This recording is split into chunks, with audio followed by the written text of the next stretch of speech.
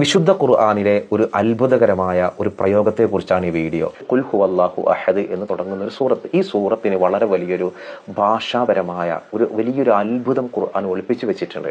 ഈ സൂറത്തിലൂടെ അള്ളാഹു പരിചയപ്പെടുത്തുകയാണ് ഖുൽ ഹുവല്ലാഹു അഹദുൻ.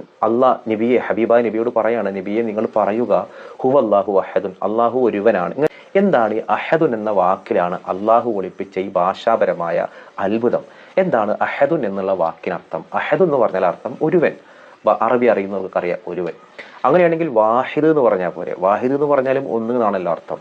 സത്യത്തിൽ അഹദ് എന്നുള്ളൊരു വേർഡ് ഉപയോഗിക്കല് രണ്ടാക്കാൻ പറ്റാത്ത ഒന്നിനാണ്. ഉദാഹരണത്തിന് ഞാനിപ്പോൾ ഈ ഒരു പത്രം ഞാൻ എടുക്കാം. ഈ പത്രം എന്ന് പറഞ്ഞാൽ ഒരു പത്രമാണ്, ഒറ്റ പത്രമാണ്. എനിക്കിത് വേണമെങ്കിൽ എന്ത് ചെയ്യാം, ഇത് വിടുന്ന കണ്ട് ചീന്തിക്കഴിഞ്ഞാൽ രണ്ടെണ്ണം ആക്കാം. അതായത് ഇപ്പോൾ ഒരു കടലാസ്, ഇപ്പൊ ഞാനിത് ഈ ഒരു കടലാസിന്റെ ഒരു കഷ്ണം, ഇത് ഹാദാ ഖിർതാസുൻ വാഹിദുൻ, ഒരു കഷ്ണം കടലാസാണ്.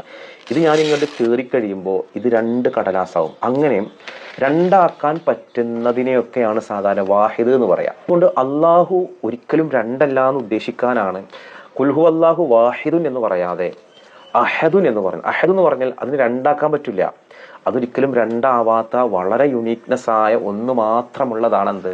അഹദ്. ഇനി ആ സൂറത്ത് അവസാനിക്കുമ്പോൾ കാണാം വലം യകുല്ലഹു കുഫുവൻ അഹദ്. വേറൊരു അഹദും അള്ളാഹിനോട് ഈക്വൽ അല്ല, അള്ളാഹിനോട് സമരസപ്പെടാവുന്ന ഒരു അഹദും ഇല്ല. അപ്പോൾ വേറെ അഹദീങ്ങളുണ്ട്. അവിടെ തന്നെ അള്ളാഹുവിനെ അള്ളാഹു അഹദ് എന്ന് പറഞ്ഞു കൊടുത്ത് അതേ വേർഡ് ഉപയോഗിച്ചിട്ടാണ് വലം യകുല്ലഹു കുഫുവൻ അഹദ്. മറ്റൊരു അഹദും അള്ളാഹിനോട് കുഫു വെക്കില്ല, ഈക്വൽ ആവില്ല എന്ന് പറയുന്നത്. അപ്പോൾ അഹദ് എന്ന് പറഞ്ഞാൽ വേറെയുണ്ടോ? അവിടെയാണ് ഭാഷാപരമായ മറ്റൊരു മിറാക്കിൾ ഒളിപ്പിച്ചു വെച്ചത്. അതായത് ഈ ലോകത്തുള്ള സർവ്വ വസ്തുക്കളും മനുഷ്യരും എല്ലാം ഓരോരുത്തർക്കും ഓരോ അഹദിയത്തിന് ഓരോ യുണീക്നെസ് ഉണ്ട്. എന്നെ പോലെ എൻ്റെ ഉമ്മാക്ക് പിറന്ന മറ്റു 3 ആളുകളും എന്നെ പോലെ അല്ല.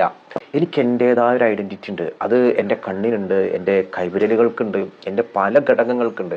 എന്നെ പോലെ മറ്റൊരു അടയാളങ്ങളും ഇല്ലാത്ത ആളുകളുണ്ട്. അപ്പോൾ ആ അർത്ഥത്തിൽ എല്ലാ മനുഷ്യരിലും എല്ലാ ജീവജാലങ്ങളും ഒരു അഹദിയത്തുണ്ട്. അങ്ങനത്തെ ഒരു അഹദും അള്ളാഹു എന്ന അഹദിനോട് എന്തല്ല, ഈക്വൽ അല്ല.